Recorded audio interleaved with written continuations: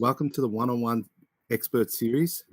This is a series that we're going to touch base with experts and in the field of mental health, just to gain practical knowledge and understanding on what we can do to support our own mental health and the mental health of our friends and family, which is really, really important. I'm Luke Lettet, a student wellbeing counsellor at Buckley Park College, and today I'm joined with a very special guest, Maria Ruberto. Maria is director and psychologist at Salutegenics, and has been a psychologist for over 23 years, which is amazing.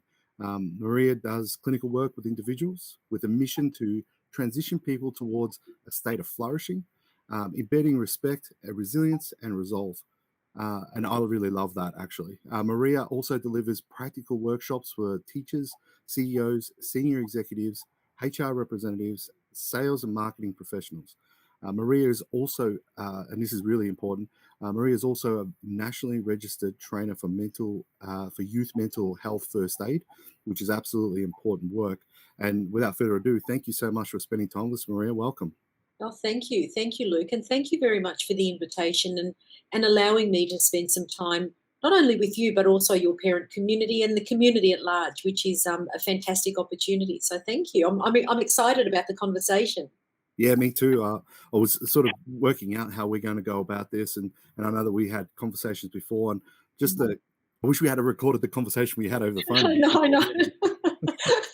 That's actually true. It's interesting when you just open up a conversation where there are no expectations. Some amazing information comes through. So we can try and replicate as much we can. Yeah, let's have a go. Yeah. Uh, my first question really is around what are the sort of the top 5 things that families could do to support one another throughout their journey? Yeah, that's a big question. I've been reading a whole lot of research. We follow a lot of research around neuroscience and also what the World Health Organization is publishing. And there are a lot of tips out there as to what works with families and what is helpful.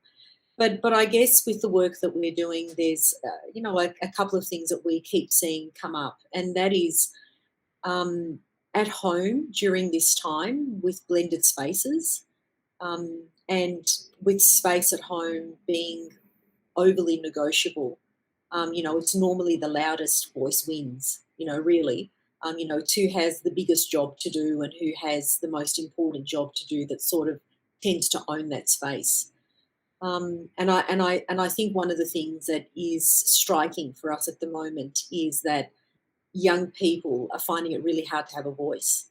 They're Mm. finding it hard to ask for that space. They're finding it hard to try and negotiate that space. Really difficult to negotiate a space with mum or dad, that are either at a high level or that are bringing in money full stop. Because there are some parents that aren't working. So there's a lot of guilt. There's a lot of ambiguity with our young people as to what space they can use. So important for families to be available to each other when there is an opportunity to just check in and ask how they're going. And today's Are You OK Day, which is a beautiful day to be doing this. But important for our parents to check in with the kids and be asking, Are you okay? How are you really? And then bringing in the empathy to ask what's going on. What do you need? What's happening with you at the moment? And I guess in those conversations, what is really important is that parents listen. There's a fantastic article that's a research, that's just been published in neuroscience, where it actually shows that people who have good listeners in their lives develop bigger brains, develop stronger brains. And I'm really happy to share that article with you because I think it'd be really interesting for your community to see that. Yeah, absolutely. So being a good listener doesn't just help your child feel calm, but it actually enables their brain to be more effective, to function more effectively, for their neural circuits to become better activated in the areas that it needs to be activated, in the area of empathy, but also broader thinking. So we're learning a lot about the importance of relationships, and we're learning a lot about the importance of how we show up in those relationships. Whether we show up in a way that is um, tight or grumpy, or whether it's self-driven, egocentric, where I just want what I want from this conversation. We're learning a lot about that when we bring empathy into these relationships and we use the empathy. It's not enough to think empathically. You actually then need to behave that way too. So you need to bring the behaviors in. And I guess one of the things that we are doing a lot of work with our parents around is parents' ability to be silent, because, and I'm a parent too, and I'm also Italian. Luke, let me give you the disclosure up front. So, being silent is not something I'm actually good at all. Ask my husband, I can talk underwater. But learning to be silent when we ask our young person, how are you? And to sit in that space and not feel that we need to lead that conversation.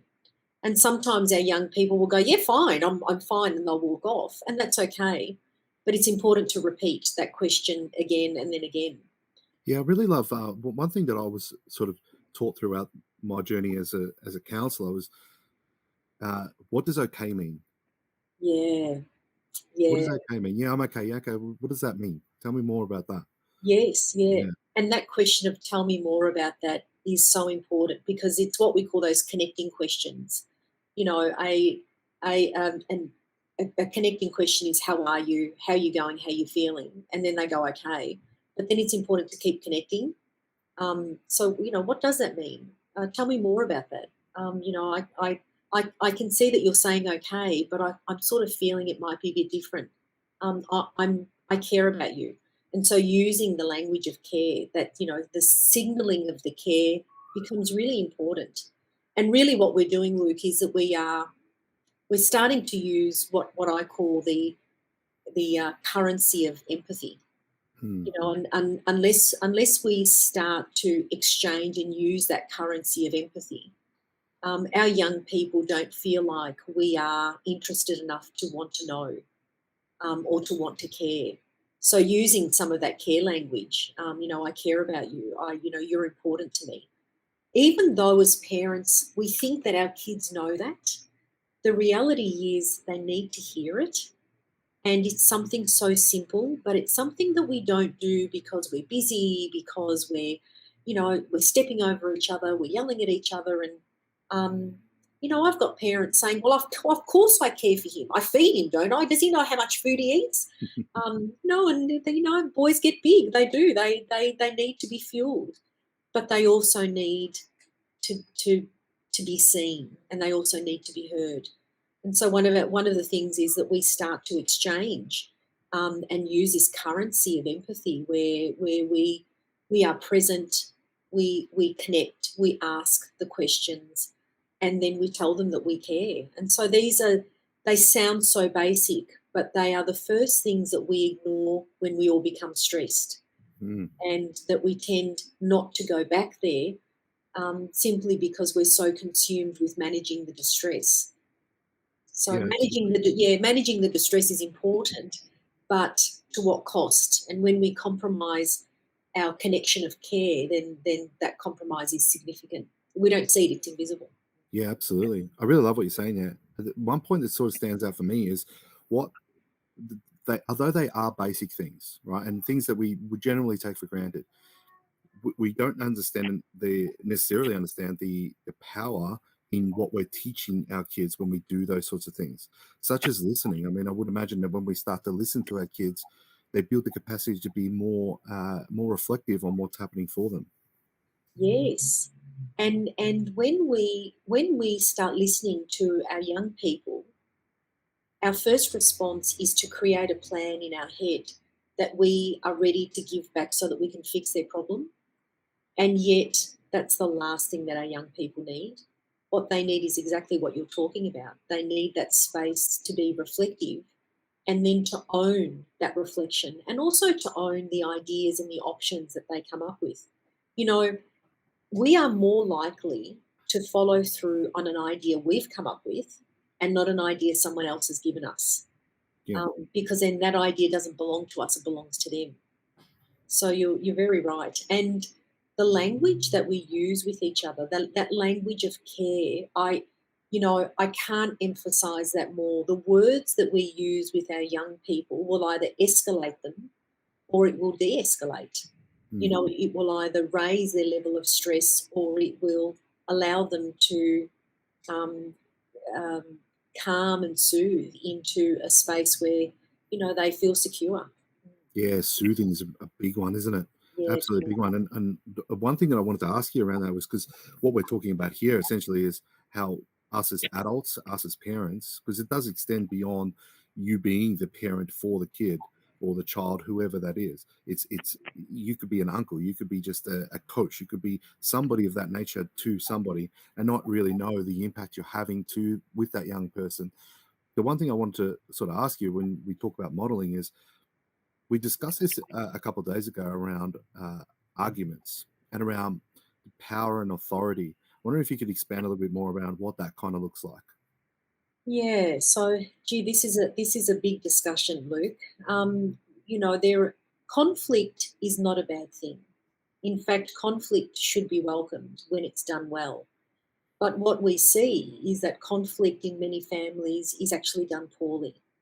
Mm. And it's done poorly because conflict is normally positioned in power. So the person who is the most powerful in the family has the biggest voice and also has probably the last say. And when we use power in conflict, then the conflict becomes um, dysfunctional because we're not focusing on what the issue is. Whereas what our young people are needing is a space to have a voice, a space to draw conflict from, so that there is permission to disagree and there is permission to have a different perspective. And as a parent, that's really confronting. It's confronting that you run a family and you have particular perspectives, and your young person comes home and it's different to yours. And the first response is that you go into power. We do the power over, oh, yes, that's right, but not really. And what would you know, when you get older, you'll see what the world's really like. It's disempowering, but it's also marginalizing, and it teaches our young people not to have a voice. So we want our young people to be assertive, but not at home. Mm. But yet, that's where it starts. So, you know, we see that when there are arguments and when there is conflict, the use of power is used often. And it's used often because parents have a level of distress that they need to control, and that there is a need to be able to, I guess, define which way we want our kids to go. However, when we open up the space of conflict and we don't use power, but we use authority, and authority is about, well, where's the authority of the information here? Where are we collecting this information from? Let's have a look at, my position as a parent is to have enough authority to be able to have some information and have some influence, but also know that our young people have authority in the information that they have also sourced too, and to be interested in that. And that conflict is a wonderful space to create where there is an opportunity for there to be equal voices, for there to be um, not accountability, for there to be equal voices, and I'm trying to think of the word. Um, um, there, Well, there's a lot of growth happening inside conflict too, because you can definitely, when we think about from a modeling perspective, and now as a parent, especially when your children have become teenage years, you're now mentoring more than you are parenting. And oh, so when you use that authority perspective, and kids right now have got so much information at their fingertips, when we have that mentoring sort of approach, we can actually show them how to manage conflict. Would you agree with that? correct, 100%. And it's in our modelling as to how we how we reach points of conflict, or how we reach points of escalation where we really want to advocate for our position. And yet to be able to demonstrate to our young people, how do we de-escalate in a conflict? What does that look like? Does it look like that we take a breath? Do we drop our shoulders? Are we able to say, that's really jarring for me to hear, or gee, that's new for me to hear. It doesn't sit with me right, but tell me a little bit more so I can learn too. For a parent to be able to say, that's quite confronting. It's not the way I think, and it's probably not the way we've sort of raised you to think. But can you tell me a little bit more about that? Because this information is new to me.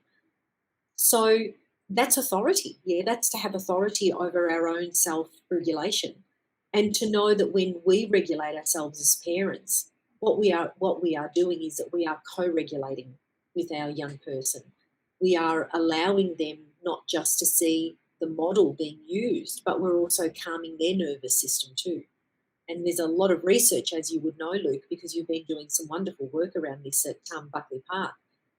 But there is some beautiful research around our autonomic nervous system and the vagus nerve, and how we're able to move to a state of calm and to a state of de-escalation, where we can then have enormous power over how somebody else feels in being in our space. It's how we show up.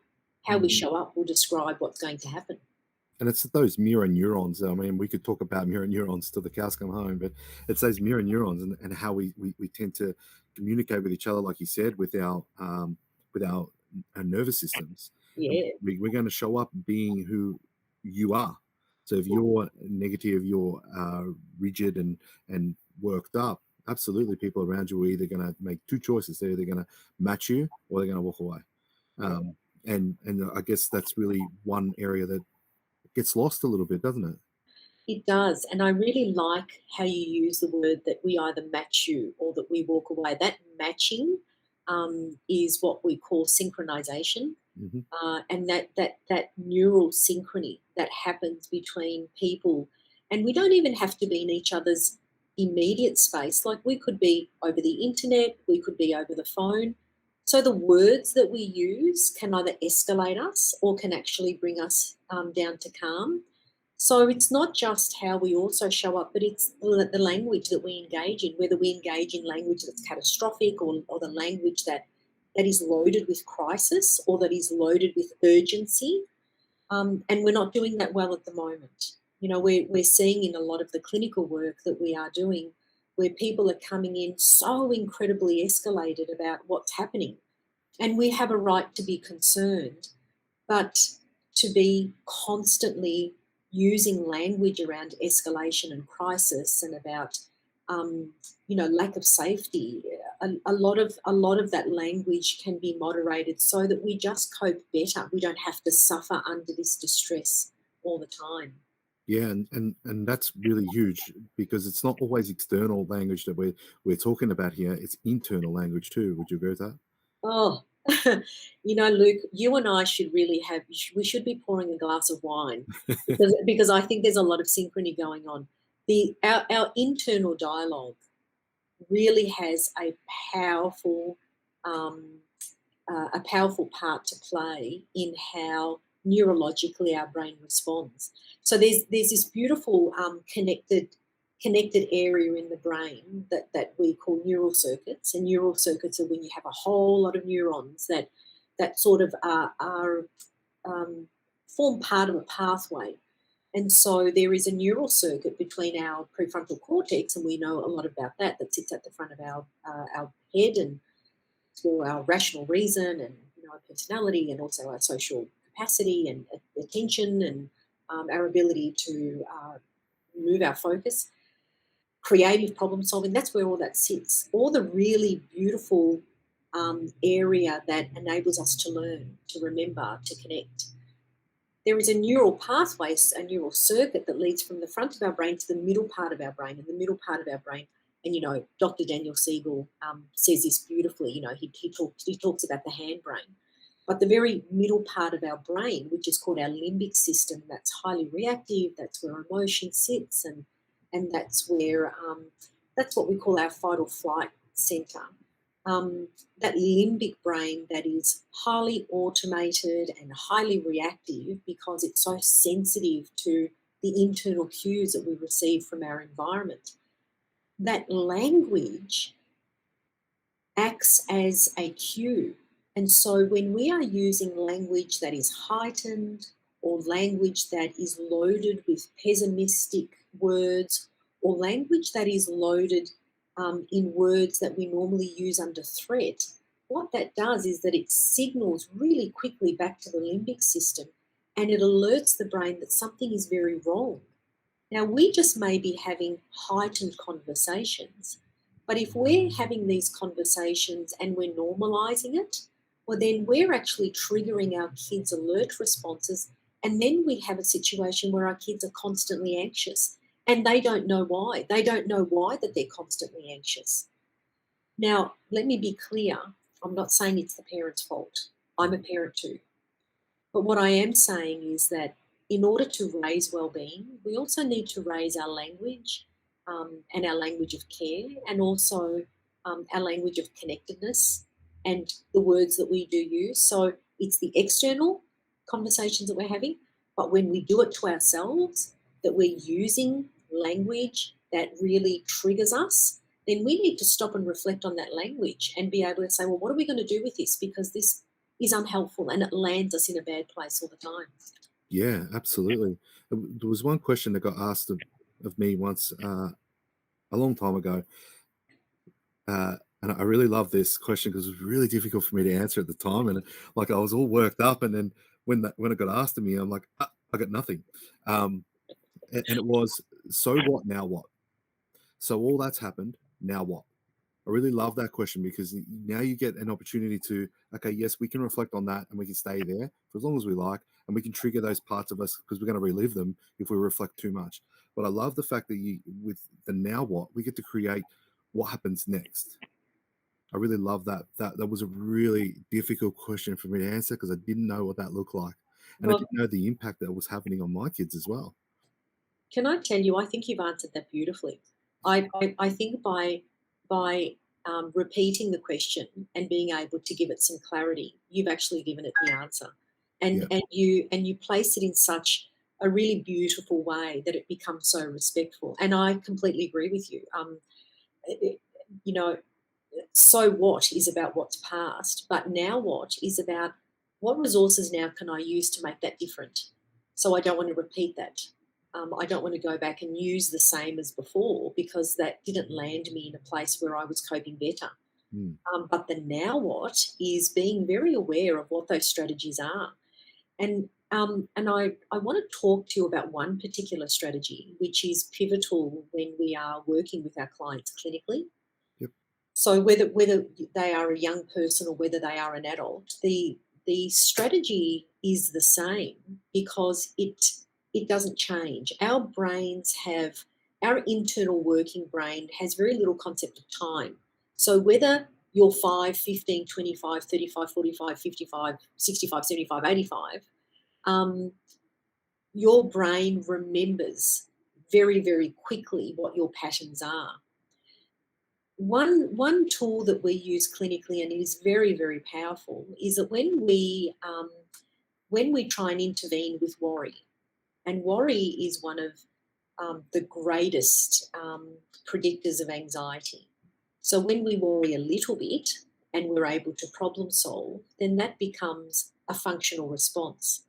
But when we worry a lot and we worry all the time and we worry for the sake of worry, so just on that, I think it's important for people to understand that when we worry about something that we're afraid of that's going to happen, that's type 1 worry. Type 2 worry is when we worry about whether we're worrying or not. Mm. And so when we stay in worry for a long period of time, we become very accustomed to feeling like that worrying serves a purpose. We feel like that we are being productive towards something. If I worry about something, then I feel like I can prepare myself for the worst. And that is very untrue. If you're preparing yourself for the worst, then you need to be planning, not worrying. But then there are people that have worried for so long that when there is no worry, they worry that there's no worry. And so then they'll worry about the no worry, yeah? So we call that type 2 worry. And that's really difficult to intervene with because it becomes a feeling state that people live with. So I've gone off on a tangent. Let me come back. So when we talk about the clinical intervention, and it is a really simple tool, but it's one that's misused, it's not used well enough. So when we worry, we start our internal dialogue with what if? What if this doesn't get better? What if I can't finish it on time? What if my SAC results weren't good enough? What if I can't get through my study timetable? A whole lot of what if they say something bad about me on social media? Whenever we begin our internal dialogue with what if, you will, like death and taxes, always, yeah, because that doesn't change, you will always land in anxiety. Mm. What if is an introduction to anxiety because it is so open, so broad, so non-specific. There is no answer. The minute I say what if, there is no answer because the question is so universal, it's so broad. But when we flip some of those words, so if we were to take an example of, give me a common example, Luke, of a what if that one of your students would use often. Yeah, so that would more than likely use, what if I sit in front of the exam and I can't remember it? Oh, beautiful. That's beautiful. So if we were to just take that what if and let's just apply the strategy. So if we write, and you've got to write this down, yeah? What if I sit in front of my laptop and then I just go blank? The level of anxiety that causes is quite extreme. And once you are in an anxious state, it makes it really hard to try and think about what you're going to do. But if we flip some of the language and if we just write what if I sit in front of my screen and I go blank, if we cross out the what and we start that sentence with just if, and then we add I will. So it sounds like this. If I sit in front of my screen and I go blank, I will finish the sentence. Mm. And what that does is two things. First of all, it reduces the risk of you escalating into anxiety because you've gotten rid of the what and you've just got the if. And then once you've got the if and you state the problem and then you say I will, you've actually now got a plan. Mm. And even if the plan is a simple one, it doesn't matter. It stops the escalation. So what if I sit in front of my screen and I go blank? You go, right, what am I going to do? But I go, if I sit in front of my screen during my exam and I go blank, I will take a breath. I'm going to take 60 seconds. In that 60 seconds, I will just close my eyes, drop my shoulders. I will take a breath and I will say to myself, I will try the best that I can. And I know that when I go to calm, I know that information will flow. I also know that when I just start and I move into flow, there will be information that does come to me. I know I've done this. Mm. Can you hear how it changes the game? Yeah, it changes the whole outcome of the story that we play inside our mind. I love that. Yeah. Love that. And you're actually accessing resources that you probably haven't acknowledged that you have, or have forgotten that you have. True. And I guess one of the other things is that, before the big exams, before we move into a situation where we know we may be challenged, it's really important for us to practice beforehand what some of those strategies are, and to just re-familiarize ourselves so that they are just at front and center when we need them. Absolutely, absolutely. I love that. That's a really great way of ending this interview, Maria. That was amazing. Just so that everybody is aware, uh, we're going to share Maria's contact details. I definitely encourage you all to check out Maria's website and check out the great work that she's posting and sharing on her website. It's 100% useful, practical stuff that you can take and implement into your own life, but also then help others around you too. Thank you so much for your time, Maria. I really appreciate it. Luke, thank you so much for the invitation. And just for the people who are watching, I'm actually in a jumpsuit today with my hoop earrings because I'm channeling the new ABBA revival. So I've spent the last weekend immersed in all of the new ABBA information because, of course, it was my time, and I'm hoping I get some like-minded parents out there who will reach out and just collaborate. But it's an amazing time to be alive because we've got some beautiful things happening around our world, and music, I have to say, is one of them. So I hope that we can connect really well during this time, Luke, and be able to use some of our strategies, but to reach out to each other with empathy and care and to have those connecting conversations. So thank you so, so much for your time. Yeah, thank you. I really appreciate it. You take care, Maria. Thanks, Luke.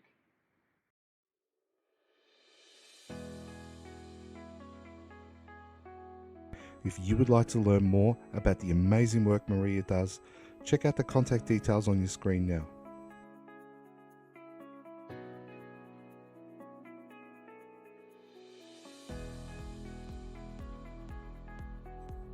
If you would like some assistance with this process, reach out to the Wellbeing team and we can walk you through this step by step for your individual circumstances, helping you overcome some of the hurdles and roadblocks that may be in place blocking you from your potential.